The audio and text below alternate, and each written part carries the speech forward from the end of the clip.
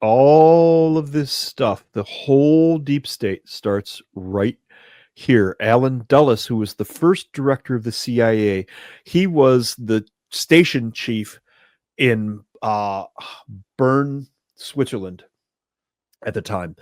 And I don't know if you guys know how a station chief works. You ever run across an actual station chief, Pop? I have. I don't remember if I did. Yeah, I remember. I've run across 3 that I know of. One, I worked at a station, and we had our station chief there, a guy named Ronnie. He was actually a really good dude. But they are little kingdoms. They're little fiefdoms. And a station chief calls the shots, period.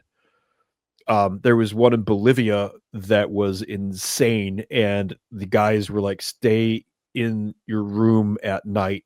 And sure enough, Bruce is out there at like 2, 3 in the morning with a whiskey bottle and a pistol, drunk off his ass, just walking around the perimeter. We're like, oh, that's bad. As long as he didn't shoot anybody. He was one of those old school guys. He was one of those old school station chiefs that you see in the movies. You could have easily made a movie about this guy. He was crazy. So anyway, this is where your deep state starts. Alan Dulles, first director of the CIA, he pulls in from Bern Station in Switzerland. He's the one who pulled all of these guys in. So I haven't had a chance to go back and research Alan Dulles in particular because there was so much material here. But this tells me that he had either some sort of an affinity for these people or he was being blackmailed in some way. Given Marcuse's perversions and undoubtedly the perversions of others in there, Marcuse is famous for it. And there's a couple of others that are famous for it as well, but he's the important one for us right now. Yeah, well, we had that one guy who ran the Hoover, who ran the FBI, who was fucking crazy. He was seriously twisted. And that's that was the 30s. Yeah. All of the security clearances, by the way, for these people were passed through Hoover's FBI. All of their security clearances were overseen by Hoover and got accepted. Yep.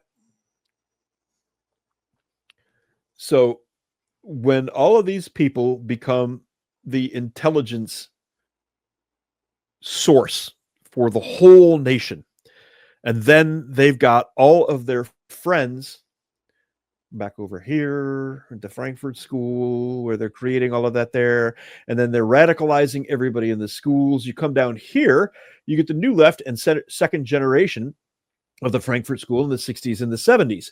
You get names like Angela Davis. She's famous.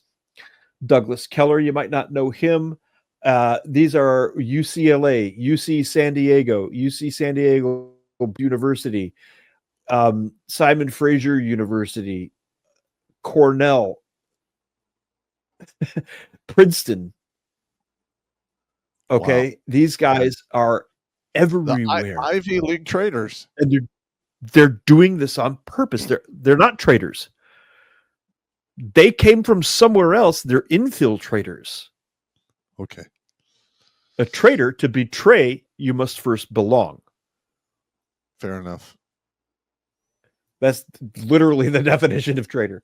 The post-Frankfurt School people also ended up at University of Oxford, University of Manchester, Duke University. I mean, they literally found their way into everything. And this is the 60s to the 80s. Cultural studies at Birmingham School. Birmingham School is a big public school. They call them public schools in England are actually private schools. But also, that's what that means. Let's add another thing in here. Sure. As this goes along, these people probably touched thousands, hundreds of thousands of minds. Yes. And they went on to become teachers in elementary school, middle school, high school. And that's where we're going next.